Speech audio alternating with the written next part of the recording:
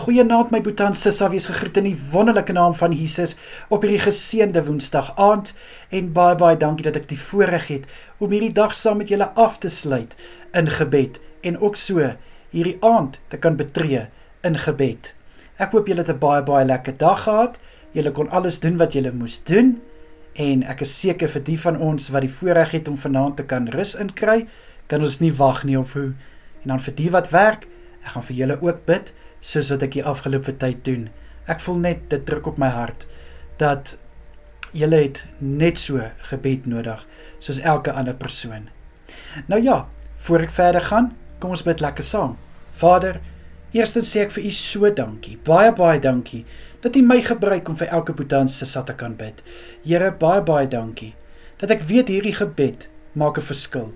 Nie omdat ek het bid nie, maar omdat u deur my spreek.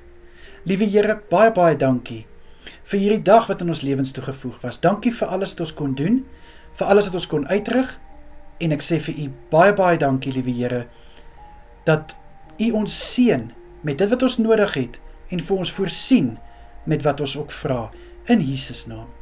Here, ek bid vir vanaand, vir die wat bevoorreg is om 'n nag van rus te kan hê, bid ek dat u vir hulle sal seën met 'n soete nagrus. Ek bid dat elkeen goeie rus sal inkry, goed sal uitrus, en liewe Here, weer môre verfris en versterk opstaan om die dag te betree. Ek bid, liewe Here, vir kalmte tydens hierdie nag, en ek bid, liewe Here, dat elkeen rustigheid sal ervaar in hulle harte en ook in hulle gedagtes. Here, en vir die wat werk, ek sê vir u so dankie vir dit wat hulle opoffer, om vir hulle gesinne te kan sorg. Dankie vir hulle bereidwilligheid om te werk.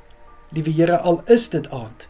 Baie dankie, Here. Ek bid vir 'n seën oor hulle gesondheid, oor hulle welstand, in Jesus naam. Ek bid vir krag en vir wysheid deur hierdie nag, en ek bid dat hulle uithou vermoë en deursettingsvermoë sal hê.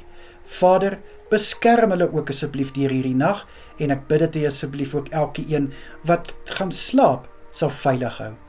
Here, vir elke selgroep wat vanaand by mekaar kom, wat reeds op pad is na die selgroepe toe, of wat dit aanlyn gaan bywoon, bid ek vir 'n seën oor elke byeenkoms. Ek bid dat u hand van salwing oor elke byeenkoms sal wees.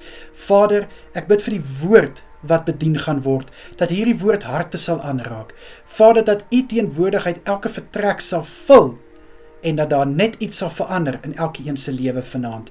In Jesus se kosbare naam is dit my gebed. Amen en amen.